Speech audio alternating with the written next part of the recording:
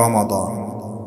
এই রমাদান মাস আমাদের সামনে আসতেছে। রমাদানের গুরুত্ব কম না বেশি? শুধুই কি বেশি নাকি অনেক বেশি? প্রিয় উপস্থিতি, এই রমজান মাস যখন আসে, আল্লাহ পাক রব্বুল আলামিন আজ্জা ওয়া জাল্লা শানাহু ওয়া তাআলা তিনি রমজান মাসকে কেন্দ্র করে ফেরেশতা জিবরিল আমিন আলাইহিস সালামকে আদেশ দেন, জিবরিল, যেহেতু রমজান মাসটা চলে আসছে, অতএব রমজান মাসে আমার বান্দারা আমাকে রাজি করার জন্য, আমাকে সন্তুষ্ট করার জন্য রোজা রাখবে। অতএব এই রমজান মাসে যদি শয়তান ছেড়ে দেওয়া থাকে, আমার বান্দাগুলিকে ধোঁকা দিবে, ওয়াসওয়াসা দিবে, কুমন্ত্রণা দিবে, অতএব তুমি তারে শিকল দিয়ে বেঁধে সমুদ্রের মাঝে নিক্ষেপ করো। শয়তানকে শিকল দিয়ে সমুদ্রের মাঝে নিক্ষেপ করার পর আল্লাহ রাব্বুল আলামিন মাহে রমাদানের আগমন উপলক্ষে, রমজান মাস উপলক্ষে তার পুরো জান্নাতটাকে তিনি সুসজ্জিত করেন। পড়েন সুবহানাল্লাহ। শুধু এতটুকুই নয়, আল্লাহ পাক রব্বুল আলামিন জান্নাতকে সুসজ্জিত করার পর তেনার আরশের নিচ থেকে একটা সুঘ্রাণ, একটা সুন্দর হাওয়া বইতে থাকে। এই হাওয়াটা আরশের নিচ থেকে বের হয়ে জান্নাত দিয়ে যখন প্রবাহিত হয়, জান্নাত দিয়ে যখন যায়, বয়ে যায়, ঠিক এইরকম সময় হাওয়ার, এই মৃদু হাওয়ার দুলনে জান্নাতের কড়াগুলি এরকম করে দুলতে থাকে আর সুন্দর মধুর আওয়াজ তুলতে থাকে। বলেন সুবহানাল্লাহ। যখন পুরো জান্নাতে এরকম পরিবেশ, ইন দ্য মিন টাইম জান্নাতের যে সমস্ত হুরগুলি আছে, তারা জিবরিল আমিন আলাইহিস সালামকে প্রশ্ন করে, জিবরিল, আজকে বছরের মাথায় জান্নাতটাকে এত সুন্দর করে সাজানো হলো, এর পিছনে কারণটা কি? কি জন্য জান্নাতটাকে সাজানো হলো? তখন জিবরিল আমিন আলাইহিস সালাম জবাব দেয়, এটা এমন একটা মাস যে মাসে তার বান্দারা তার রবের সন্তুষ্টি অর্জন করে। এই জন্য মাহে রমাদান উপলক্ষে আল্লাহ পাক রব্বুল আলামিন তার জান্নাতটাকে সুন্দর করে সুসজ্জিত করতেছে। পড়েন সুবহানাল্লাহ। প্রিয় উপস্থিতি, শুধু এই জায়গার মধ্যে সীমাবদ্ধ নয়, আল্লাহ রাব্বুল আলামিন তার হাবিব সাল্লাল্লাহু আলাইহি ওয়াসাল্লাম বলেন, মাহে রমাদান মাসে যদি কোনো ব্যক্তি আল্লাহ রাব্বুল আলামিনকে সন্তুষ্টি করার জন্য ঈমানে হালতে, ঈমান অবস্থায় সওয়াবের নিয়তে যদি কোনো ব্যক্তি রমাদানের রোজা রাখে, আল্লাহ রাব্বুল আলামিন ওই ব্যক্তির পিছনের সমস্ত গুনাহ খাতাগুলিকে মাফ করে নিষ্পাপ বানিয়ে দেয়। তাহলে দুইটি শর্ত। কয়টা শর্ত? দুইটা। একটা হচ্ছে আপনাকে ঈমান রাখতে হবে, দুই নম্বরে সওয়াবের নিয়তে। আপনি যদি ভিতরে ঈমান রেখে সওয়াবের নিয়তে যদি আপনি রমাদানের রোজা রাখেন, আপনার জীবনের পিছনের সমস্ত গুনাহ খাতাগুলিকে যিনি মাফ করবেন তিনি কে? আল্লাহ সব গুনাহ মাফ করবেন। এরপরে এই রমাদান মাসে যদি কোনো ব্যক্তি একটা নফল ইবাদত করে, আল্লাহ রাব্বুল আলামিন ওই ব্যক্তির সম্পর্কে ঘোষণা দিয়ে জানিয়ে দিচ্ছেন, যে ব্যক্তি মাঝে একটা রমাদান মাসে একটা নফল ইবাদত করবে, আমি রব্বুল আলামিন ওই ব্যক্তির আমলনামার মধ্যে একটা ফরজ ইবাদত করার সওয়াব লিপিবদ্ধ করে দেব। আর যেই ব্যক্তি মাহে রমাদান মাসে একটা ফরজ ইবাদত করবে, একটা ফরজ আমল করবে, আমি রব্বুল আলামিন ওই ব্যক্তির আমলনামার মধ্যে ৭০টা ফরজ আমল, ৭০টা ফরজ ইবাদত আদায় করার সওয়াব লিখে দিব।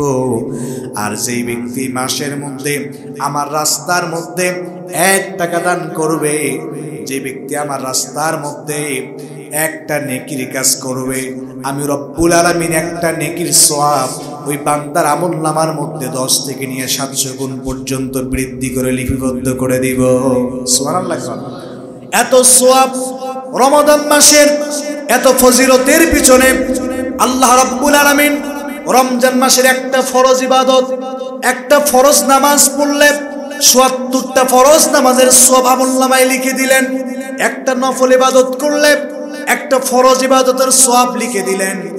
একটা নেকির কাজ করলে ৭০০টা নেকির কাজের সওয়াব দিলেন। এরপরে আল্লাহ রাব্বুল আলামিন এই রমজান মাসে রোজা রাখলে জীবনের গুনাহগুলি মাফ করবেন, এই রকম অফার দিলেন। এর থেকে বড় বিষয় হলো আল্লাহ রাব্বুল আলামিন মাহে রমাদান মাসে এমন একটা দিন, এমন একটা রাত রেখে দিয়েছে, যেই রাত যদি কোনো মানুষ পেয়ে যায়, আল্লাহ তাআলা পাক রব্বুল আলামিন বলেন, ওই রাতে কোনো বান্দা যদি আমল করে, আমি রব্বুল আলামিন ওই বান্দার জীবনের, ওই বান্দার 1000 বছর 1000 মাস ইবাদত করলে যেই সওয়াব, আমি রব্বুল আলামিন ওই সওয়াব তার আমলনামায় লিপিবদ্ধ করে দেই। সুবহানাল্লাহ। এত সওয়াব রমজান মাসে, এত ফজিলতের পিছনে কারণ হলো আল্লাহ রব্বুল আলামিন এই রজনীর মধ্যে, এই রমজান মাসের মধ্যে মহাবিশ্বের মহাবিশ্বয় কোরআন আল কারীম নাজিল করেছেন। কোরআন এই মাসে নাজিল হওয়ার কারণে আল্লাহ রাব্বুল আলামিন মাহে রমজান মাসের এই রকম ফজিলত বারাকা দিয়ে দিয়েছে। কিসের জন্য? কথা বলতে হবে, কিসের জন্য রমজানের এত ফজিলত? কোরআনের সঙ্গে সম্পর্ক থাকার কারণে।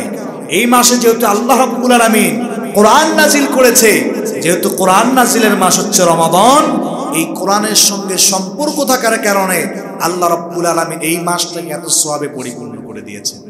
প্রিয় উপস্থিতি, এই রমাদান মাসে একটি রজনী, একটি রাত আছে, যে রাতটার কথা আমি মাত্রই আপনাদেরকে বললাম, যে রাত সম্পর্কে আল্লাহ তাআলা বলেন যে খায়রুম মিন আলফি শাহর, এই মাসটা হচ্ছে 1000 মাস অপেক্ষা শ্রেষ্ঠ। আমি জানতে চাই সেই মাসটির নাম কি বলেন তো আপনারা? আরেকটু আসতে বলেন, সেই মাসটার নাম কি? রমজান। এই রমজান মাসে আল্লাহ রাব্বুল আলামিন কোরআন নাজিল করছেন, আর সেই রাতটির নাম হচ্ছে লাইলাতুল কদর। সেই রাতটির নাম কি? লাইলাতুল কদর। এই কদরের রজনীতেই আল্লাহ পাক রব্বুল আলামিন তিনি কোরআনটাকে নাজিল করেছেন, আর এই নামে আল্লাহ রাব্বুল আলামিন কোরআন আল কারীমে একটি সূরা দিয়েছেন, যে সূরাটির নাম হচ্ছে সূরাতুল কদর। সূরাটির নাম কি? সূরাতুল কদর। এটি কোরআন আল কারীমের 30 নম্বর পারার 97 নম্বর সূরা। কত নম্বর পারা? কথা বলেন, কত নাম্বার? 30 নম্বর পারা 97 নম্বর সূরা। সূরাটির নাম হচ্ছে সূরাতুল কদর। আয়াত আছে মাত্র 5টি, নাজিল হয়েছে মক্কার জমিনে। এটা হচ্ছে বেসিক তথ্য। আমরা ডাইরেক্ট এখন তাফসীরের মধ্যে চলে যাব ইনশাআল্লাহ। এতক্ষণ যা বললাম ভূমিকায় কিছু কথা আপনাদের সামনে উপস্থাপন করলাম। এখন থেকে মূল আলোচনা, আমাদের মূল টপিক, মূল আলোচনার বিষয় হচ্ছে সূরাতুল কদর। মূল আলোচনার বিষয় কি? সূরাতুল কদর নিয়ে আমরা আলোচনা করব ইনশাআল্লাহ। প্রিয় উপস্থিতি, এই সূরাটি নাজিল হওয়ার পিছনে প্রেক্ষাপট হলো, শানে নুজুল হলো, আল্লাহর হাবিব সাল্লাল্লাহু আলাইহি ওয়াসাল্লাম তিনি একদিন বনি ইসরাইলের একজন ব্যক্তি সম্পর্কে তিনি কথা বলতেছিলেন। আল্লাহর হাবিব সাল্লাল্লাহু আলাইহি ওয়াসাল্লাম বনি ইসরাইলের একজন আবেদ ব্যক্তি সম্পর্কে তিনি তার সাহাবীদের সামনে কথা বলতেছিলেন। ঠিক এই রকম সময় তিনি যখন বললেন, বনি ইসরাইলের ওই আবেদ ব্যক্তি তার জীবনের মধ্যে টানা 1000 মাস ওই ব্যক্তি তার জীবনে নেক আমল করে গিয়েছে। সারাটা দিন তরবারি হাতের মধ্যে নিয়ে আল্লাহ রাব্বুল আলামিনের রাস্তার মধ্যে জিহাদ করেছে, রাত্রিবেলা নফল ইবাদতের মধ্যে কাটিয়ে দিয়েছে। এই রকম করে করে নেক আমলগুলি করে গিয়েছে। এই কথা যখন সাহাবায়ে কেরামের কানের মধ্যে চলে গেল, সাহাবীরা তারা চিন্তিত হয়ে গেল, মনটা খারাপ হয়ে গেল। কারণ সাহাবীরা চিন্তা করলো, আমরা হায়াত পাই মাত্র 60-70, বেশি হলে 80 বছর।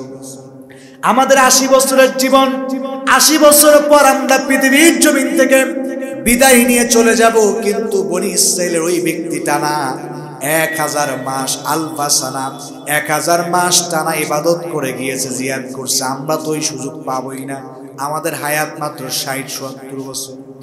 এই কথা চিন্তা করে সাহাবায়ে কেরাম মন যখন খারাপ করেছে, আল্লাহ রাব্বুল আলামিন তার হাবিবকে পয়গাম পাঠায়া দিলেন, জিবরিল আমিন আলাইহিস সালামকে পৃথিবীর জমিনে পাঠায়া দিলেন। জিবরিল, ওহী নিয়ে চলে যাও। জিবরিল আমিন আলাইহিস সালাম ওহী নিয়ে চলে আসলেন। আল্লাহ রাব্বুল আলামিন জানিয়ে দিলেন, লাইলাতুল কদরি খায়রুম মিন আলফি শাহর। ও হাবিব শোনো, বনি ইসরাইলের ওই ব্যক্তি তার জীবনে 1000 মাস জিহাদ করেছে। এই জন্য তোমার উম্মতেরা চিন্তিত হয়ে আছে, ভাবতেছে আমরা কি সেই রকম হায়াত পাবো, আমরা কি সেই রকম আমল করতে পারবো কিনা? তুমি তোমার উম্মতদেরকে জানায় দাও, আমি তোমার উম্মতদেরকে এমন একটা মাস দিয়েছি, তোমার উম্মতকে আমি এমন একটা মাস, এমন একটা দিন দিয়েছি, এই রাতের মধ্যে যদি তোমার উম্মত আমল করতে পারে, আমি রব্বুল আলামিন ওই 1000 মাসের থেকে শ্রেষ্ঠ ইবাদতের সওয়াব আমি তোমার উম্মতদের আমলনামার মধ্যে লিপিবদ্ধ করে দিব। সুবহানাল্লাহ পড়েন। এখন এই আলফা সানা আলচে খয়রুম মিন আলফি শাহর, এই আপনি 1000 মাস শুধুমাত্র আপনি হিসাব করবেন যে 83 বছর 4 মাস, এটা নয়। এটা হচ্ছে আল্লাহ রাব্বুল আলামিনের কোরআনের একটা বৈশিষ্ট্য, বিশেষত্ব হচ্ছে যখন যেই পরিবেশে আল্লাহ তাআলা কোরআন নাজিল করছেন, এই পরিবেশের মানুষ যেটা বুঝতো ওই রকম ভাবে আল্লাহ তাআলা কোরআনটাকে নাজিল করছেন। তো যখন কোরআন নাজিল হয় এইরকম সময় আরবের মানুষগুলি তারা এই 1000 মাস বুঝাইতে এরকম করে, আমরা 1000 মাস বলতে শুধু 1000 না, তারা বিগত মানে অনেক সংখ্যাকে, অধিক সংখ্যাকে তারা 1000 বলে বুঝাইতো। এই জন্য আল্লাহ রাব্বুল আলামিন এই জন্য আয়াতটাকে এরকম ভাবেই নাজিল করে তিনি ঘোষণা দিলেন যে খয়রুম মিন আলফি শাহর, আমি রব্বুল আলামিন যখন তোমরা লাইলাতুল কদরে আমল করবা, নেক আমল করবা, তখন আমি রব্বুল আলামিন তোমাদের আমলনামা এরকম 1000 মাসের সওয়াব লিপিবদ্ধ করব। এখন এই 1000 মাসের সওয়াব বলতে যে কত সওয়াব আল্লাহ লিখবে, এর হিসাব আল্লাহ ছাড়া পৃথিবীর জমিনে আর কেউ জানে? এর উপস্থিতি, এই যে এত বারাকা, এত ফজিলাত আল্লাহ তাআলা লাইলাতুল কদরের রজনীর মধ্যে দিলেন। এই লাইলাতুল কদরের রাতটাও এত ফজিলতপূর্ণ হওয়ার পিছনে কারণ হচ্ছে আল কোরআন। কারণটা কি? আল কোরআন। আল্লাহ রাব্বুল আলামিন বলেন, ইন্না আনজালনাহু ফি লাইলাতিল কদর। আল্লাহ রাব্বুল আলামিন বলছেন, নিশ্চয় আমি রব্বুল আলামিন কোরআনটাকে নাজিল করেছি লাইলাতুল কদরের রজনীর মধ্যে। আমি রব কোরআনটাকে নাজিল করেছি। এখন বলতে পারেন, হুজুর আপনি বললেন যে কোরআন নাজিল হয়েছে লাইলাতুল কদরের রাতের মধ্যে, আল্লাহ রাব্বুল আলামিন তো এইখানে কোরআন শব্দ উল্লেখ করে নাই। আল্লাহ তাআলা বলছেন, ইন্না নিশ্চয় আনজালনাহু ফি লাইলাতুল কদর, আমি একে নাজিল করেছি কদরের রজনীর মধ্যে, জাস্ট ইঙ্গিত দিয়েছে। এখন অন্য আয়াতে কারিমায় সূরা বাকারা আল্লাহ রাব্বুল আলামিন বলছেন, শাহরু রমাদানাল্লাযী উনজিলা ফীহিল কুরআন হুদাল লিন-নাসি ওয়া বাইয়িনাতিন মিনাল হুদা ওয়াল ফুরকান। আল্লাহ রাব্বুল আলামিন বলছেন, শাহরু রমাদানাল্লাযী উনজিলা ফীহিল কুরআন। আল্লাহ রাব্বুল আলামিন বলছেন, আমি রব্বুল আলামিন মাহে রমাদান মাসে কোরআনকে নাজিল করেছি। আমি রব কোরআনকে অবতীর্ণ করেছি, প্রেরণ করেছি পৃথিবীর জমিনে রমজান মাসে। আমি রব যে কোরআনটাকে রমজান মাসে দিলাম, এই কোরআন আমি রব দিয়েছি এই জন্য, কোরআনের কে পাঠানোর কারণ হলো হুদাল লিন-নাস, এই কোরআন মানুষদের হেদায়েতের জন্য আমি রব্বুল আলামিন পাঠিয়েছি। কিসের জন্য পাঠাইছে? হুদাল লিন-নাস, মানুষদের হেদায়েতের জন্য। তাহলে আমরা যে কোরআন পেয়েছি, আমার হাতে যে কোরআন দেখছেন, এই কোরআন কি শুধুমাত্র সিকিয়া, এরপরে হচ্ছে আপনার ড্রেসিং টেবিল, সামসেট, র‍্যাক, আলমারি, এরপরে আপনার শোকেসের উপরে, টিভির উপরে সাজায় রাখার জন্য কোরআন দিয়েছে আল্লাহ? কতক্ষণ কোরআনকে এই জন্য দিয়েছে? কোরআন দিয়েছে হুদাল লিন-নাস, মানুষদের হেদায়েতের জন্য আল্লাহ রাব্বুল আলামিন কোরআন দিয়েছে। মাগার আমরা আজকে কোরআন পড়ি, কতক্ষণ কোরআনের সঙ্গে আমাদের সম্পর্ক আছে? আল্লাহ রাব্বুল আলামিন বলছেন হুদাল লিন-নাস, মানুষের হেদায়েতের জন্য আমি রব্বুল আলামিন কোরআন নাজিল করেছি। আয়াতের দিকে খেয়াল করুন, আল্লাহ তাআলা এই আয়াতে কারিমার ভিতরে শুধুমাত্র ইহুদির কথা বলে নাই, মুসলমানদের কথা বলে নাই। আল্লাহ তাআলা নাস শব্দ ব্যবহার করেছেন, এটা বহু বছর মুদারের সিগা। এই নাস দ্বারা আল্লাহ রাব্বুল আলামিন পৃথিবীর সমস্ত মানুষগুলিকে উল্লেখ করতেছেন। পৃথিবীর জমিনে যত মানুষ আছে, সে হতে পারে ইহুদি। কোন ইহুদি যদি আল্লাহ রাব্বুল আলামিনের কোরআন পড়ে, কোরআনটা বুঝে যদি আমল করার চেষ্টা করে, ওই ওই ইহুদিকে যিনি হেদায়েত দিয়া জান্নাতের পথ দেখাবেন, বলেন তো তিনি কে? কোন খ্রিস্টান যদি আল্লাহ রাব্বুল আলামিনের কোরআনটাকে হাতে নিয়ে হেদায়েতের জন্য, হেদায়েত লাভের জন্য যদি আল্লাহ রাব্বুল আলামিনের কোরআনকে যদি হাতের মধ্যে নিয়ে পড়তে শুরু করে, ওই খ্রিস্টানকে যিনি হেদায়েতের পথ দেখাবেন তিনি কে? কোন হিন্দু যদি চিন্তা করে কোরআন আমি আজ থেকে বুঝবো, কোরআনের এক একটা আয়াত যদি পড়া শুরু করে দেয়, কোরআনের আয়াতগুলি পড়ার কারণে তার ঈমান, তার অন্তরটা পরিবর্তন করে মনের ভিতরে যিনি হেদায়েত দিবেন, আওয়াজ দিয়ে বলেন তো তিনি কে? এই জন্য আল্লাহ রাব্বুল আলামিন বলেন হুদাল লিন্নাস, আমি রব্বুল আলামিন যে কোরআনটাকে দিয়েছি, এই কোরআনটা হলো মানুষদের হেদায়েতের জন্য। ইহুদি হোক, খ্রিস্টান হোক, বৌদ্ধ হোক, নাসারা হোক, কোনো বিষয় নয়। পৃথিবীর যেই মানুষই আমি রব্বুল আলামিনের কোরআনটাকে পড়বে, কোরআনটাকে বোঝার চেষ্টা করবে, কোরআনের সঙ্গে সম্পর্ক রাখবে, আমি রব্বুল আলামিন ওই ব্যক্তিকে হেদায়েত দান করে আমি দুনিয়ার জমিনের সফলতা, পরকালীন জীবনে জান্নাতের পথটা দিয়ে দিব। সুবহানাল্লাহ পড়েন। প্রিয় উপস্থিতি, শুধু মানুষকে হেদায়েতের পথ দেখায় না, আল্লাহ রাব্বুল আলামিন বলেন ওয়াবাইয়িনাতিম মিনাল হুদা ওয়াল ফুরকান, আমি রব যেই কোরআন দিয়েছি, এই কোরআন মানুষদেরকে বাইয়িনাত এবং হুদা ওয়াল ফুরকান, এই কোরআন মানুষদেরকে হেদায়েতের পথ দেখায়। কোনটা সঠিক পথ, কোনটা ভুল পথ, এটা আল্লাহ রাব্বুল আলামিনের কোরআন মানুষকে আইডেন্টিফাই করে দেয়। আপনি পৃথিবীর জমিনে চলতে গিয়ে কোন পথের মধ্যে চললে জাহান্নামের মধ্যে যাবেন, কোন পথের মধ্যে চললে আপনি জান্নাতের পথের মধ্যে যাবেন, কোনটা হকের পথ, কোনটা বাতিলের পথ, কোনটা হারাম, কোনটা হালাল, সব কিছুকে যিনি কোরআনের ভিতরে দিয়েছেন, আওয়াজ দিয়ে বলেন তো তিনি কে? আল্লাহ রাব্বুল আলামিন সব কিছু কোরআনের ভিতরে দিয়েছেন। এই জন্য আল্লাহ তাআলা বলেন ওয়াবাইয়িনাতিম মিনাল হুদা ওয়াল ফুরকান, আমি রব যেই কোরআনটাকে দিয়েছি, এই কোরআনটা শুধুমাত্র তোমরা সাজায়া রাখবা, আলমারির উপরে, সুকেসের উপরে রেখে দিবা। এই জন্য আমি রব তোমাদেরকে কোরআন দেই নাই। আমি রব তোমাদেরকে যেই কোরআন দিয়েছি, এই কোরআনটা বুঝে যদি তোমরা আমল করতে পারো, আমি রব কোরআনটা দিয়েছি এই জন্য তোমরা কোরআন বুঝবা, এই কোরআন দিয়ে তোমরা সমাজ চালাবা, তোমাদের রাষ্ট্র চালাবা, সব দিক দিয়ে যদি তোমরা আমি রব্বুল আলামিনের কোরআন দিয়ে, আমার কোরআনের সমাজ ব্যবস্থা যদি তোমরা পরিচালনা করতে পারো, আমার কোরআন দিয়ে যদি তোমরা সমাজ ব্যবস্থা, রাষ্ট্র কায়েম করতে পারো, আমি রব্বুল আলামিন আসমান থেকে পৃথিবীর জমিনে তোমাদের জন্য সাকিনা রহমত নাজিল করে দেব। সুবহানাল্লাহ বলেন। তাহলে এই কোরআন আল্লাহ রাব্বুল আলামিন দিয়েছে কি?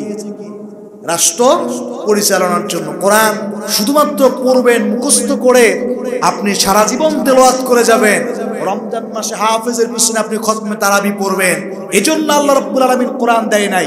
আল্লাহ কোরআন দিয়েছে, এই কোরআন আপনি পড়বেন, কোরআন পড়ে বুঝে বাস্তব জীবনে, আপনি ব্যক্তিগত জীবন, আপনার পারিবারিক জীবনে মানবেন, প্রয়োজনে এই সমাজ থেকে আপনি কোরআন দিয়ে পরিচালনা করবেন।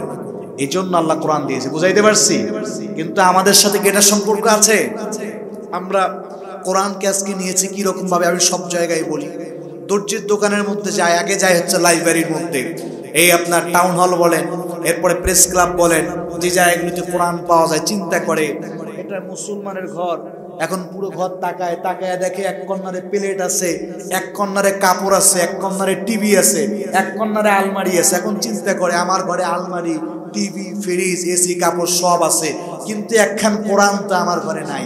এখন কোরআন না রাখলে কেমন হয়ে যায় মুসলমানের ঘর? তো এজন্য আল্লাহর বান্দা বাজারের মধ্যে যায়। বাজারের মধ্যে যাওয়ার পর যিনি লাইব্রেরির দোকানদার আছে, কয় ভাই সব থেকে চকচকা দেখতে যে কোরআনটা আছে, কভারিং সুন্দর করে করা হয়েছে, এই কোরআনটা আমারে দেন। কোরআনটা আল্লাহর বান্দা 300-400 টাকা হাতিয়ে দিয়ে বাড়ির মধ্যে আনার পর আলমারির উপরে 2-3 দিন রাখার পর দেখে না ধুলা বসছে। চিন্তা করে কোরআনে তো ধুলা বসছে, এমনি কি আর রাখা যায়? দর্জির দোকানে গিয়ে এবার একটা কাপড় বানায়, কভার বানায়, বানায়া নিয়ে এসে সুন্দর করে মোড়ায়া আলমারির উপরে, শোকেসের উপরে রেখে দিছে। একদিন যায়, 2 দিন, 1 সপ্তাহ, 2 সপ্তাহ, 1 মাস, 2 মাস, 1 বছর, 2 বছর, আল্লাহর বান্দা সামসেটের উপর থেকে, আলমারি থেকে কোরআন নামায় না, দেখেও না। কথা কোন ঠিক কিনা? ভুল বললাম? এটা বাস্তবতা না? নামায়ও না, দেখেও না। এখন বলেন তো, আল্লাহ তাআলা কি এই কোরআনটাকে আলমারিতে সাজায় রাখার জন্য দিছে? এটা কি সাজানোর জিনিস? সাজানোর জিনিস নয়। এখন ওই বাড়িটার মধ্যে হঠাৎ করে যে চাচি আম্মা রেখে দিছে, চাচা মারা গেছে কিংবা দাদা মারা গেছে, দাদা চাচা মারার পরে যে আপনারা আল ফাতা ইসলামিক ইনস্টিটিউটের হাফেজ ছাত্রদের পাগড়ির জন্য মাহফিল করছেন, এই মাদ্রাসা থেকে 35 জন হাফেজে কোরআনকে নিয়ে গেছে যে চাচা মরছে চাচার সামনে কোরআন তেলাওয়াত করার জন্য। 35 জন হাফেজে কোরআন যখন গেছে, বলেন তো কোরআনে পারা আছে কয়টা? কথা বলে না, পারা আছে কয়টা? 30টা পারা। হাফেজ গেছে কয়জন? 35 জন। এখন 30টা পারা 30 জন নিয়ে নিছে আলাদা আলাদা খন্ড এক পারা করে। এখনো বাকি আছে কয়জন? তাহলে হিসাব দেন কয়জন বাকি আছে? 5 জন। এখন পারা তো আর নাই, এখন করে কি? ওই চাচিরে ডাক দিছে, চাচি আমাদের তো এখনো 5 জন আছে, তো 5 জনের মধ্যে 2-3 জন একটু বড় ছেলে, এরা তো মোবাইল বের করে মোবাইলে পড়াশোনা করছে, আরো 2টা কোরআন শরীফ লাগে, দেখেন না বাড়িতে কোরআন আছে নাকি। চাচি এবার চিন্তা করে, দূর আমার যে বাড়ি, মোর বাড়িতে আবার কোরআন থাকে। চিন্তা করে হঠাৎ করে মনে পড়ছে, আচ্ছা হ্যাঁ মনে পড়ছে রে ভাই, তোর চাচা 1 মাস আগে না বাজার থেকে একটা কোরআন আনছিল, 1 বছর আগে, থাম বাবা আমি আনতেছি। বুঝতেছেন কথা? এবারে চাচি আম্মা আমার ঘরের মধ্যে যায়, যাওয়ার পর আলমারির উপর থেকে আপনার শোকেস থেকে কোরআনটা নামায়া কোরআন তো ওই যে 1 বছর আগে ঢেকে রাখছে, মাশাআল্লাহ দুলা দিয়ে পুরোটা মনে করেন আপনার ভর্তি হয়ে গেছে। এইরকম টাইমে চাচি সব দুলা ঝেড়ে কোরআনটা হাতের মধ্যে নিয়ে যখন খুলে কয়, মাশাআল্লাহ বাবারে, কোরআনটা তো তুমি পূর্বের দিন হয়, কিন্তু কোরআনের তো এই দিক দিয়ে পোকা ফুটা করে ওই দিক দিয়ে বের হয়ে গেছে, আছে না নাই? প্রিয় উপস্থিতি, আমি আপনাদেরকে বিষয় যেটা বুঝাইতে চাচ্ছি, আল্লাহ রাব্বুল আলামিনকে এই কোরআন মরা মানুষের জন্য দিয়েছে। কথা বলেন মরা মানুষের জন্য দিছে। কোরআন আসছে কাদের জন্য? কথা বলেন কোরআন আসছে কাদের জন্য? জীবিত মানুষের জন্য কোরআন আসছে। কিন্তু আফসোস আর পরিতাপের বিষয়, আজকে জীবিত মানুষ আল্লাহর কোরআন পড়ে না, আল্লাহর কোরআন বুঝে না, আল্লাহর কোরআনের বিরোধিতা করে, মরা মানুষের সামনে গিয়ে কোরআন তেলাওয়াত করে শোনায়, যার কারণে কোরআনের সঙ্গে সম্পর্ক না থাকার কারণে গোটা পৃথিবীর জমিনে মুসলমান নির্যাতিত, নিপীড়িত, অত্যাচারিত হচ্ছে। কথা বলেন ঠিক কিনা? প্রিয় ভাইয়েরা আমার, সারা বছর যেই চাচা কোরআনের বিরোধিতা করলো, এরকম তাফসিরের ময়দানের মধ্যে কোরআনের কথা বললে, কোরআনের তাফসির করলে, কোরআনের রাজনীতির কথাগুলি বললে গায়ের মধ্যে আগুন জ্বলতো, তাফসির মাহফিল বন্ধ করে দিত। ওই চাচা মরার পর যদি আপনি কিয়ামত পর্যন্ত লাশটাকে বরফ করে ফ্রিজিং করে ওর সামনে যদি আপনি কোরআন তেলাওয়াত করেন, বলেন এই কোরআন তেলাওয়াত তারা জান্নাতে নিয়ে যেতে পারবে? আরে কথা কয় না, পারবে? কিছু মানুষ আমাদের সমাজের মধ্যে দেখবেন, এই শীতকাল যায় অবস্থা, বাজারের মধ্যে মূলা বেগুন মোটামুটি সস্তা। যখন নতুন নামে শীতকালের শুরুতে আপনার অক্টোবর নভেম্বরের দিকে মূলার কেজি থেকে 50, বেগুনের কেজি থেকে 60, মোটামুটি দামি তরকারি সেই অক্টোবর মাসে। এই অক্টোবর মাসেও 50-60 টাকা 110 টাকা দিয়ে মূলা বেগুন চাষি যদি ভালো করে রান্না করে, দেখবেন আমার সমাজের কিছু মানুষ চুলকানি অ্যালার্জি বাসে মূলা বেগুন দেখলে, আছে না নাই? খাইতে চায় না। আমার সমাজে শীতকালের মধ্যে কিছু মানুষের মূলা বেগুন দেখলে চুলকানি বাসে, আর আমার সমাজে কিছু নাস্তিক রামপাম রয়েছে, এদের সামনে আল্লাহর কোরআনের তাফসীর করা হলে, হক কথা বলা হলে এদের শরীরের মধ্যে আগুন জ্বলে, গায়ের মধ্যে চুলকানি অ্যালার্জি বাসে। কথা বলেন ঠিক কিনা? প্রিয় ভাইয়েরা আমার, আপনার কোরআনের কথা মজা লাগে না তিতা লাগে, এজন্য কি আমি কোরআনের কথা বলা বাদ দিব? কথা বলেন বাদ দিব? আল্লাহ বলছে হুদাল্লিন নাস, তোদের হেদায়েতের জন্য আমি আল্লাহ কোরআন দিয়েছি। সুতরাং কেউ যদি হেদায়েতের জন্য কোরআন পাওয়ার পর কোরআনকে যদি বিধানগুলি প্রদর্শন করে কোরআন থেকে দূরে সরে যায়, মরতে দেরি হবে। কোরআনের বিরোধিতা করার কারণে জাহান্নামের মধ্যে নিক্ষিপ্ত হতে 1 সেকেন্ড দেরি হবে না। কথা বলেন ঠিক কিনা? ও মরার সঙ্গে সঙ্গে আল্লাহ টুটিটা ধরবে আর জাহান্নামের মধ্যে নিক্ষেপ করবে। প্রিয় উপস্থিতি, আজকে আমরা এই কথাগুলি বললে সমাজের এক শ্রেণীর মানুষ আমাদেরকে দেখতে পায় না, টেরা চোখ দিয়ে দেখে। হুজুর যা কন ফজিলতের কথা কন, শুরুতে তো ভালোই ছিলেন, কি সুন্দর না রমজানের ফজিলতের কথা কইলেন, জান্নাতে এত আমল, জাহান্নামে এত আমল, কি সুন্দর না কইলেন, এখন আবার এগুলো কি শুরু করছেন? যখন আমরা হক কথা কই তখন এক শ্রেণীর মানুষের গায়ের মধ্যে জ্বালা পোড়া চুলকানি এলার্জি বাসে। কথা বলেন ঠিক কিনা? প্রিয় ভাইয়েরা আমার, মূলা বেগুন এলার্জি এক শ্রেণীর মানুষের আছে, এই জন্য কি সবাই মূলা বেগুন খাওয়া বাদ দেয়? কতক্ষণ বাদ দেয়? যাদের খাওয়ার তারা ঠিকই খায়, যারা খায় না এরা লস করে। ঠিক কোরআনুল কারীমের কথা শুনলে যাদের চুলকানি এলার্জি ভাসে, ওদের চুলকানি এলার্জি ভাসুক। কোরআনের কথা আরো বেশি করে বলতে হবে, হকের কথা আরো বেশি করে বলতে হবে, যাতে করে খাইতে গর্ত হয়ে পৃথিবীর জমিন থেকে যন্ত্রণায় মৃত্যুবরণ করে। প্রিয় ভাইয়েরা আমার, আল্লাহ রাব্বুল আলামিন কোরআন দিয়েছে। আমি বারবার করে সব জায়গায় বলি, এই কোরআন আপনি পেয়েছেন, এই কোরআনটা আল্লাহ রাব্বুল আলামিন শুধুমাত্র আলমারির উপরে শোকেসের উপরে সাজানোর জন্য দেয়নি। প্রিয় ভাইয়েরা আমার, আপনি কি পেয়েছেন আপনি অনুধাবন করতে পারতেছেন না। আজকে তো আমরা লাইব্রেরির মধ্যে গিয়ে যদি বলি ভাই কোরআন দেন, লাইব্রেরি থেকে আমাদেরকে কোরআন দেয়, আমরা এনে সাজায় রাখি। মন চাইলে আমরা কোরআন খুলি, কোরআন পড়ি, আমাদের উপরে কোনো বাধা নাই, নির্যাতন নাই, নিপীড়ন নাই। কোরআন পড়ার কারণে রক্ত ঝরাইতে হয় বাংলাদেশে?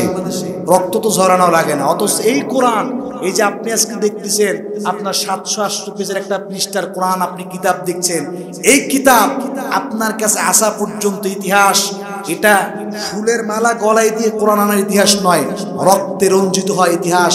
রক্তের উপর দিয়ে, রক্তের নদী পাড়ি দিয়ে কোরআন আজকে আপনার আমার এই পর্যন্ত আসছে। হযরতে বেলাল রাদিয়াল্লাহু তাআলা তিনি যখন এই কোরআন ইসলাম গ্রহণ করেছে, তিনি কোরআন মানার কারণে বুকের উপরে পাথর চাপা দিয়ে জিদ করে আপনার বালুর মধ্যে শোয়া দিয়ে পাথর চাপা দেওয়া হতো। এরপরে পাগলা উঠের পিছনে, ঘোড়ার পিছনে বেলালের পা বেঁধে হাত বেঁধে ছেড়ে দেওয়া হতো। পাগলা ঘোড়া ছুটত ইচ্ছা মতো, বালুগুলি ক্যাকড়া লেগে লেগে বেলালের শরীর ক্ষত বিক্ষত হয়ে যাইত। হযরতে খাব্বাব রাদিয়াল্লাহু তাআলা আনহু, তার কোমরের মধ্যে এরকম গর্ত হয়ে হাড়গুলি বের হয়ে গিয়েছিল। অপরাধ ছিল, তিনি কোরআন পড়েছেন, কোরআন বুঝেছেন। হযরতে সুমাইয়া রাদিয়াল্লাহু তাআলা আনহা, তেনাকে জনসম্মুখে লজ্জা স্থানের মধ্যে বল্লম দিয়ে আঘাত করে করে পৃথিবীর জমিন থেকে বিদায় করা হয়েছে। অপরাধ, তিনি আল্লাহ রাব্বুল আলামিনের কোরআন পড়েছেন, কোরআন বুঝেছেন। তারা রক্ত দিয়ে, জীবন দিয়ে তারা এই জমিনের মধ্যে আজকে পর্যন্ত কোরআন আনছে। আর আমরা কোরআনটা পেয়েছি এমনি, জন্ম নিয়ে দেখছি বাপ মুসলমান, দাদা মুসলমান, চিন্তা করি যাক মুসলমানের ঘরে আমিও জন্ম নিয়েছি, আমিও মুসলমান। এই জন্মসূত্রে মুসলমান হয়ে আপনি কোরআন পেয়েছেন, এই জন্য কোরআন কি জিনিস আপনি বুঝেন না, ঠিক না? এজন্য কোরআনের গুরুত্ব বুঝে না। আল্লাহ রাব্বুল আলামিন যে কোরআন দিয়েছেন, এই কোরআনটা আল্লাহ রাব্বুল আলামিন হাসরের ময়দানে তার বান্দার জন্য সুপারিশ করবে। কোরআন কি করবে? সুপারিশ করে তাকে যে তেলাওয়াত করছে তাদেরকে জান্নাতে নিবে। আবার এই কোরআন সুপারিশ করে করে মানুষদেরকে জাহান্নামের মধ্যে নিক্ষেপ করবে। এখন বলেন তো, আপনি কি চান আল্লাহ রাব্বুল আলামিনের কোরআন আপনার বিরুদ্ধে সুপারিশ করে জাহান্নামে নিয়ে যাক? কথা কন না, চান আপনারা? প্রিয় ভাইয়েরা আমার, যদি না চাই তাহলে করতে হবে কি? কোরআনের সঙ্গে আমাদেরকে সম্পর্ক রাখতে হবে। আর সেই কোরআনের সঙ্গে সম্পর্ক রাখতে হবে ওই শোকেসের উপরে আলমারিতে কোরআন রেখে নয়। কোরআন আপনাকে খুলতে হবে, পড়তে হবে, বুঝতে হবে। কোরআন দিয়ে আপনাকে সমাজ, রাষ্ট্র পরিচালনা করতে হবে। কথা বলেন ঠিক কিনা? যদি করতে পারেন তো আলহামদুলিল্লাহ, সুম্মা আলহামদুলিল্লাহ, আল্লাহ রাব্বুল আলামিনের জান্নাত আপনার জন্য প্রস্তুত, রেডি হয়ে আছে। আর যদি করতে না পারেন, মরতে দেরি হবে। কোরআনের সঙ্গে বেয়াদবি করার কারণে জাহান্নামে যাইতে দেরি হবে। প্রিয় উপস্থিতি, এই জন্য আল্লাহ রাব্বুল আলামিন বলেন, ওয়া বাইয়িনাতিম মিনাল হুদা ওয়াল ফুরকান, আমি আল্লাহ রাব্বুল আলামিন যে কোরআন তোমাদেরকে দিয়েছি, এই কোরআনটা তোমাদেরকে হেদায়েতের পথ দেখাবে।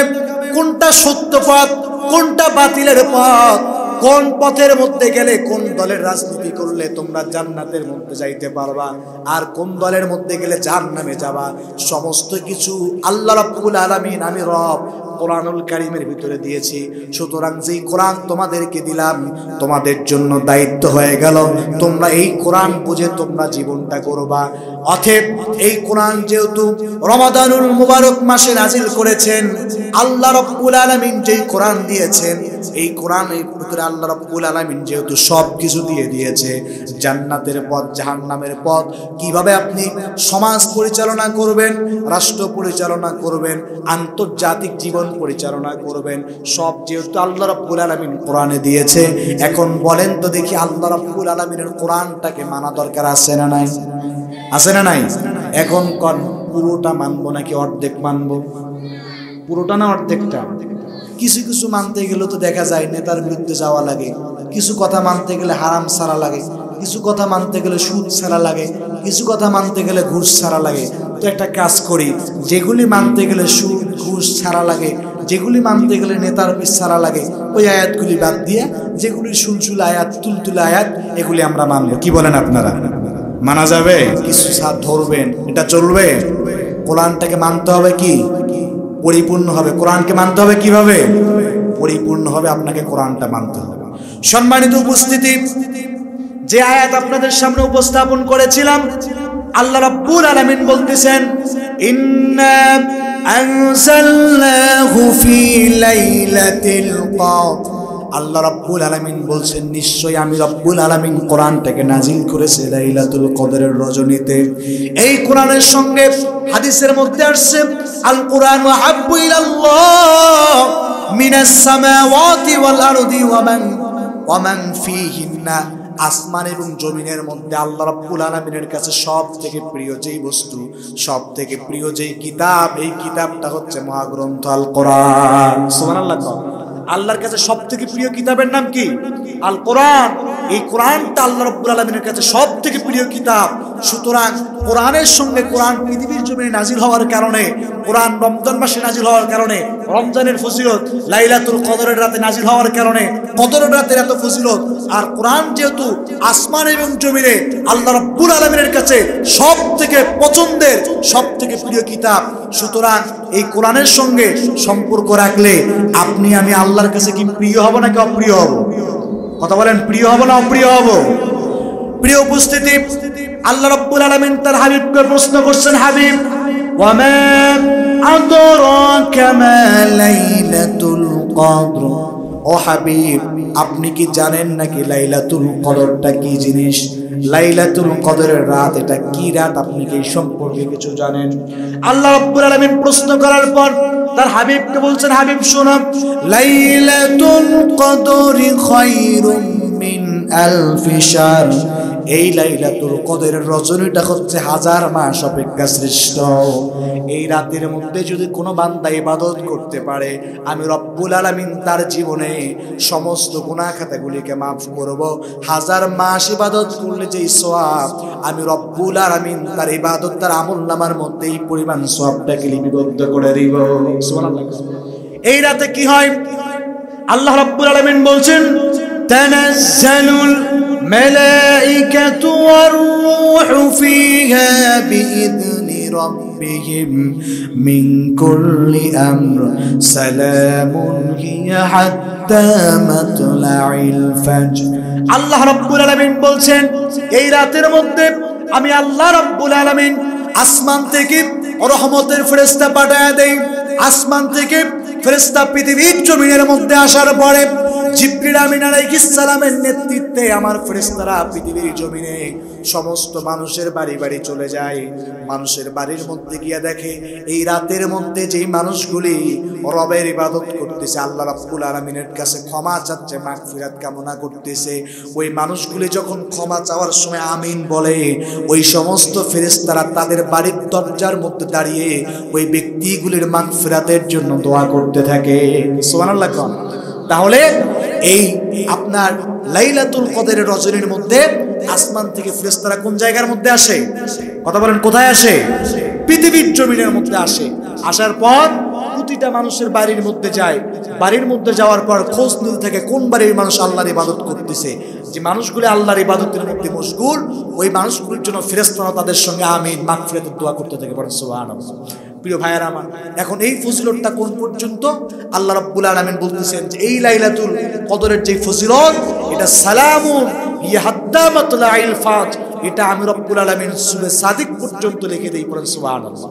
প্রিয় ভাইয়েরা আমার, তাহলে এই যে একটা গুরুত্বপূর্ণ রাত আমরা পেতে যাচ্ছি মাহে রমজান মাসে, এখন বলেন তো দেখি, এই রাতটায় আমল করা দরকার আছে না নাই? তওবা করা দরকার আছে না নাই? এখন আমরা যখন আল্লাহ রাব্বুল আলামিনের কাছে এই রাতের মধ্যে আমরা যখন তওবা করব, আমার রব কিরকম দয়াবান, আমার রবের কিরকম দয়া, কিরকম মায়া, এটা জানা দরকার আছে না নাই? প্রিয় উপস্থিতি, আল্লাহ রাব্বুল আলামিন বলছেন, ওয়া হুয়াল্লাযী ইয়াকবালু তাওবাতা আন ইবাদিহি ওয়া ইয়াফু আনিস সাইয়্যাতি ওয়া ইয়ালামু মা তাফআলুন।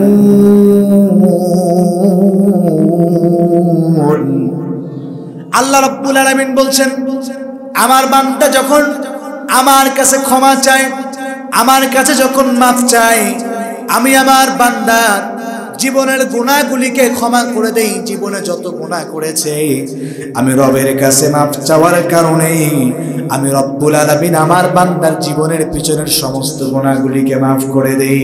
সুবহানাল্লাহ। আল্লাহ রব্বুল আলামিনের দয়াটা কি পরিমাণ! ছোট্ট একটা হাদিস বলছি, গভীর মনোযোগ দেন। আল্লাহর হাবিব সাল্লাল্লাহু আলাইহি সাল্লাম বলেন, পশ্চিম দিগন্তের মধ্যে, পশ্চিম আকাশের মধ্যে আল্লাহ রাব্বুল আলামিন বিশাল বড় তাওবার দরজা বান্দার জন্য উন্মুক্ত করে রেখে দিয়েছেন। তাওবার দরজাটা কি পরিমাণ! আল্লাহ রাব্বুল আলামিন বলেন, তার হাবিব বলতেছেন, কোন ব্যক্তি যদি এই তাওবার দরজার এক দিক থেকে হেঁটে আরেক দিক যায়, ৭০ বছর অতিক্রান্ত হয়ে যাবে, এরপরেও তাওবার দরজার এক প্রান্ত থেকে অন্য প্রান্তের মধ্যে পৌঁছাইতে পারবে না। সুবহানাল্লাহ। কত বছর লাগবে? ৭০ বছর লাগবে। এই ধরে নেন, এই দুটো হচ্ছে দরজা, এটা মাঝে দরজা, এটা দরজার এক প্রান্ত, এটা এক প্রান্ত। এই জায়গা থেকে হেঁটে এই জায়গায় যাইতে কত বছর লাগবে? ৭০ বছর। এতটুকু জায়গা যেতে যদি লাগে, তাহলে চিন্তা করুন যে তাওবার দরজাটা কত বড়। এত বড় তাওবার দরজা আল্লাহ রাব্বুল আলামিন খুলে তার বান্দাকে ডাক দিচ্ছে, মাগার আমরা কি তাওবা করি? আমরা ফিরে আসি? আমরা চিন্তা করি, জীবনে যতগুলি গুনার কাজ করছি, আল্লাহ কি আমারে মাফ করবে? এই চিন্তা করে আল্লাহর বান্দা তওবাও করে না, মাফও চায় না। কথা কোন ঠিক কিনা? অথচ হাদিসের মধ্যে আসছে, আল্লাহ রাব্বুল আলামিন প্রতিদিন রাতের মধ্যে প্রথম আসমানের মধ্যে চলে আসেন। প্রথম আসমানের মধ্যে আসার পর আল্লাহ রাব্বুল আলামিন তার বান্দাদেরকে ডাক দিতে থাকেন, ও আমার বান্দারা, কে আছো? গুনাহ করতে করতে ক্লান্ত হয়ে গিয়েছো, মাথার উপরে গুনার বোঝা বিশাল বড় হয়ে গিয়েছে। আমি রব দয়াবান, আমি রব দয়া নিয়ে তোমার সামনে হাজির হয়ে গিয়েছি। আমি রবের কাছে একটাবার দু চোখের পানি ফেলে কাঁদো, আমি রবের কাছে একটাবার চাও, আমি রব তোমার জীবনের সমস্ত গুনাহগুলিকে মাফ করে দিব। সুবহানাল্লাহ। এই রকম করে করে আল্লাহ রাব্বুল আলামিন তার বান্দাদেরকে ডাকতে থাকে। সুতরাং যেহেতু পশ্চিম আকাশের মধ্যে বিশাল বড় তাওবার দরজা আল্লাহ রাব্বুল আলামিন উন্মুক্ত করে রেখে দিয়েছেন, সুতরাং বলেন তো দেখি, তাওবা করা দরকার আছে না নাই? তাওবা করা দরকার আছে না নাই? এই আল্লাহ রাব্বুল আলামিনের কাছে যখন আমরা চাইবো, তাওবা করব, বলেন দেখি, তাওবা করার সময় যদি আপনি তাড়াহুড়া দেখায়া, আল্লাহ রাব্বুল আলামিনকে ব্যস্ততা দেখায়া তাওবা করেন, ওই তাওবা কি কবুল হবে? কবুল হবে? যখন আপনি আল্লাহর কাছে চাইবেন, আল্লাহর কাছে চাওয়ার সময় আপনার নিয়মটা হবে এই রকম, মাথাটাকে জমিনের দিকে নিচু করে দিবেন, হাতটাকে আসমানের দিকে উঁচু করে দিবেন। দেওয়ার পর জীবনে যত গুনাহ করেছেন সমস্ত গুনাহগুলির দিকে তাকায়া লজ্জিত হয়ে চোখের পানি ফেলে ফেলে আপনি যদি কাঁদতে পারেন, আমার রব ডাক দিয়া বলে, বান্দারে, তুই যখন আমার ভয়ে চোখের পানি জমিনের মধ্যে ফেলায়া দিবি, আমি রব তোর জীবনের পিছনের সমস্ত গুনাহগুলি মাফ করে তোরে আমি নিষ্পাপ বানায়া ফিরাইয়া দিব। সুবহানাল্লাহ। তাহলে আমরা আল্লাহর কাছে চাইতে দেরি হবে, আল্লাহর কি দিতে দেরি হবে? তাহলে আল্লাহর কাছে চাওয়া দরকার আছে না নাই? যখন চাইবো অল্প করে চাইবো, বেশি করে চাওয়ার দরকার নাই। কি বলেন আপনারা? কি কন? বেশি করে চাওয়ার দরকার আছে? অল্প করে চাই, এতগুলি চাওয়ার কি দরকার?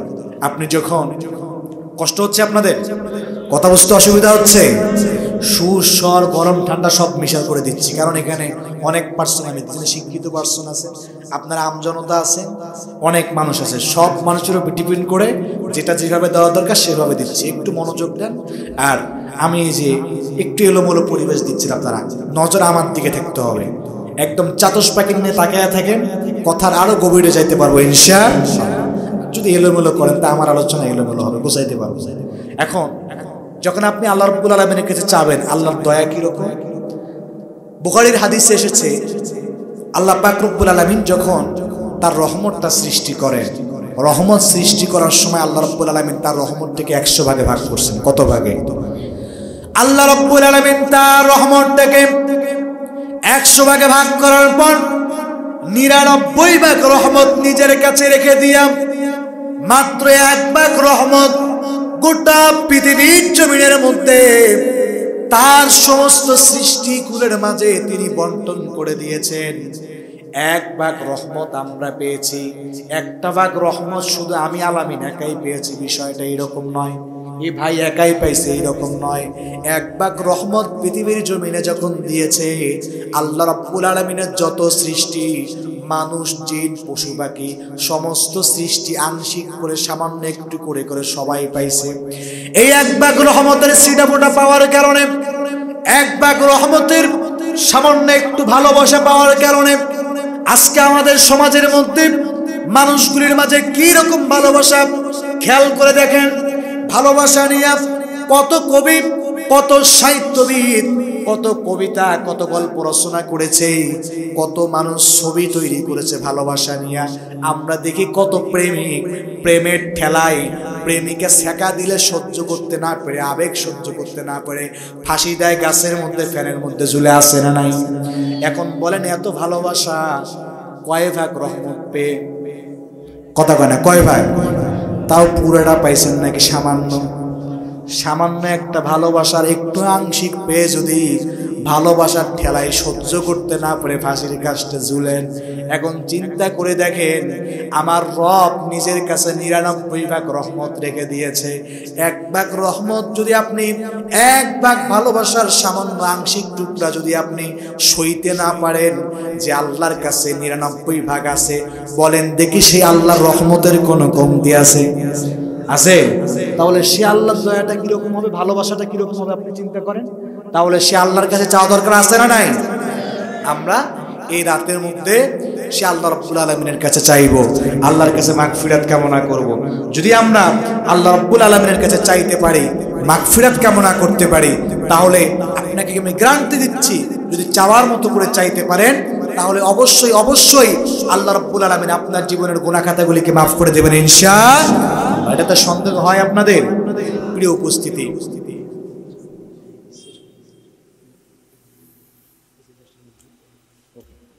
প্রিয় উপস্থিতি, এখন আপনি যখন তাওবা করবেন, এই যে আমি শুরুতে রমজানের ফজিলত বলতে গিয়ে বলছি, যে ব্যক্তি রমজানে রোজা রাখে ইমানি হালতে সওয়াবের নিয়তে, আল্লাহ কি করবে তার জীবনে? কি করবে?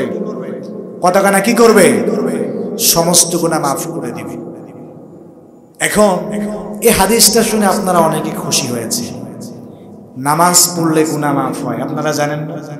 উযু করলে গুনাহ মাফ হয়, জানেন তো আপনারা? এরপরে দান সদকা করলে গুনাহ মাফ হয়, আপনারা জানেন তো? তো এই যে নেক আমল করলে গুনাহ মাফ হয়, এই গুনাহ মাফটা সমস্ত সগীরা ছোট গুনাহগুলি মাফ হয়। কোন গুনাহ মাফ হয়? সগীরা ছোট গুনাহ মাফ হয়। আর যেটা কবিরা গুনাহ, বড় গুনাহ আছে, এই গুনাহগুলি মাফ করার জন্য আল্লাহ রাব্বুল আলামিনের কাছে তাওবা করতে হবে। কি করতে হবে? তাওবা করতে হবে। এখন আপনি যখন আল্লাহ রাব্বুল আলামিনের কাছে তাওবা করবেন, এই তাওবার ধরনটা হতে এইরকম, আপনি তাওবা করার সময় আল্লাহর কাছে আপনি চাইলেন, চাওয়ার পর আপনি নামাজ পড়েন নাই, রোজা রাখেন নাই, হজ করেন নাই, যাকাত দেন নাই, বলেন তো নামাজ, রোজা, হজ, যাকাত, দান সদকা এগুলি কার জন্য? কথা বলেন, এগুলি কার জন্য? এগুলি কার হক? আল্লাহর হক। তো আপনি যখন তাওবা করলেন, আল্লাহ নামাজ পড়ি নাই, রোজা রাখি নাই, হজ করি নাই, যাকাত দেই নাই, হারাম খাইছি, এগুলি আল্লাহর হক নষ্ট করছেন, আপনাকে মাফ করবে কে? কথা বলেন, মাফ করবে কে? আরেকটা হক আছে, এই হকটা কার হক বলেন তো? বান্দার হক। কার হক? আরে সবাই বলেন, কার হক? বান্দার হক। এখন আপনি বান্দার হক নষ্ট করছেন, বান্দার হক নষ্ট করে যদি আল্লাহর কাছে তাওবা করে চোখের পানি ফেলান, আল্লাহ কি মাফ করবে? কতক্ষণ মাফ করবে? বন্ধুগণ আমার গভীর মনোযোগ দেন, হাদিসটা শুনেন। হাসরের ময়দানের মধ্যে আল্লাহ রাব্বুল আলামিন যখন বিচার কার্য ফয়সালা করে দিবেন, এই রকম সময় হঠাৎ করে আল্লাহ রাব্বুল আলামিন কিছু মানুষকে আল্লাহ তাআলা পাক রব্বুল আলামিন হাসরের ময়দানের মধ্যে একত্রিত করবেন। নবীজি প্রশ্ন করেন, সাহাবীরা বলো দেখি তোমাদের মধ্যে সব থেকে গরিব ব্যক্তি কোন লোক? তোমাদের মধ্যে সব থেকে গরিব কোন ব্যক্তি একটু আমাদেরকে বলো। বন্ধুগণ আমার, সাহাবীদের উত্তর আপনাদেরকে দেওয়ার আগে আমি মডার্নের রংপুরের মুসলমান আপনাদের কাছে জানতে চাই, বলেন দেখি পৃথিবীর জমিনে আপনাদের দৃষ্টিতে সব থেকে গরিব ব্যক্তিকে বলেন। আপনাদের দৃষ্টিতে সব থেকে গরিব কোন ব্যক্তি? যার টাকা নাই, পয়সা নাই, বাড়ি নাই, গাড়ি নাই, এই তো গরিব, তাই না? আপনারা কে গরিব বলেন না? নাকি টাকা পয়সা ওয়ালারে গরিব বলেন? কথা কয় না। যার নাই, সর্বহারা, এরই গরিব বলেন। সাহাবায়ে কেরাম বলল, ইয়া রাসূলুল্লাহ, যেই মানুষের টাকা নাই, পয়সা নাই, বাড়ি নাই, গাড়ি নাই, এই মানুষটা সব থেকে গরিব। আল্লাহর হাবিব সাল্লাল্লাহু আলাইহি সাল্লাম বললেন, সাহাবীরা শোনো, তোমাদের ধারণাটা ভুল। কারণ গরিব তো হলো ওই ব্যক্তি যে দুনিয়ার জমিনে নামাজ পড়ছে, রোজা রাখছে, হজ যাকাত সব কিছু করছে, করার পর আল্লাহ রাব্বুল আলামিনের দরবারের মধ্যে হাজির হয়েছে। এই ব্যক্তিটা হলো পৃথিবীর জমিনে সব থেকে গরিব ব্যক্তি। সাহাবীরা চিন্তার মধ্যে পড়ে গেল। সাহাবীরা প্রশ্ন করল, ইয়া রাসূলুল্লাহ, ওই ব্যক্তি যাকাত দিয়েছে, নামাজ পড়েছে, রোজা রেখেছে, এত এত নেক আমল করেছে, এরপরে ওই ব্যক্তি গরিব কিভাবে সম্ভব? নবীজি বলেন, সাহাবীরা শোনো, ওই ব্যক্তি নামাজ, রোজা, হজ, যাকাত করার পাশাপাশি কোনো ব্যক্তিকে থাপ্পড় দিছে, কারো জমি দখল করছে, কারোকে ফাঁসির মঞ্চে ঝুলাইছে, কাউরে রিমান্ডের মধ্যে নিছে, কাউরে গুম করছে, কাউরে খুন করছে, এই সমস্ত অন্যায় কাজ করছে। আবার হাতের মধ্যে তসবিহ নিয়া নিয়া মাথার মধ্যে পট্টি দিয়া দিয়ে জিকিরও করছে। এরকম আল্লাহর ওলি আছে না নাই? এইরকম নেক আমল করে আল্লাহ রাব্বুল আলামিনের দরবারে হাজির হয়েছে।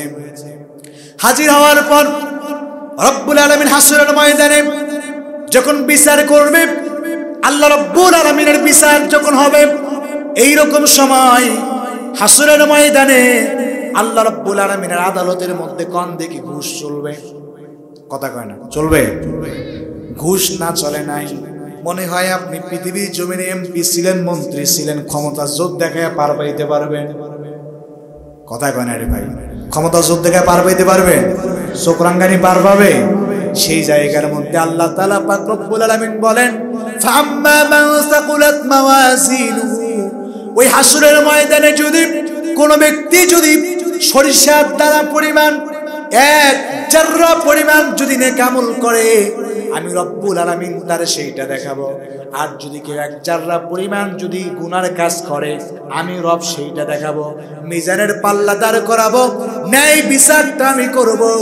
এই হাসরের ময়দানের মধ্যে যখন এই নামাজি ব্যক্তিটা দাঁড় হয়ে যাবে, নামাজি ব্যক্তি দাঁড় হওয়ার পর আল্লাহ রব্বুল আলামিনের দরবারে বিচারের আদালতের সামনে এক ব্যক্তি এসে দাঁড় হয়ে যাবে। ওই ব্যক্তি দাঁড় হয়ে রব্বুল আলামিনকে বলবেন, ওগো রব, ওগো আল্লাহ, পৃথিবীর জমিনের মধ্যে আমি বড় মাজলুম ছিলাম। টাকা ছিল না, পয়সা ছিল না, বাড়ি গাড়ি ছিল না, ক্ষমতা ছিল না, একদম মাটি ছিল শুধু। ও চেয়ারম্যান হয়েছিল, চেয়ারম্যান হওয়ার কারণে আমার উপরে ক্ষমতার দাপট দেখাইয়া আমার একদম মাটি নিয়ে নিছে, কিচ্ছু কইতে পারি নাই। আসমানের দিকে তাকাইয়া তোমার এই বিচার দিছি, এখন আমি হাসরের ময়দানে তোমার দরবারে বিচার চাই। আল্লাহর কাছে যখন বিচার চাবে, একদম মাটি তারে ফিরিয়ে দেওয়া যাবে। কি বলেন আপনারা? একদম মাটি দেওয়া যাবে না? ওখানে কি এই টাকা পয়সার বাহাদুরি চলবে? বাহাদুরি চলবে কিসের? ইমানের। কিসের বাহাদুরি চলবে? ইমানের। এই ব্যক্তি যখন আল্লাহর দরবারে আসবে, আসার পর আল্লাহ রাব্বুল আলামিন বলবে, বান্দা এই অন্যায় কাজ করছো, ঠিক আছে, তার আমল থেকে লিল্লাহি তাকবীর,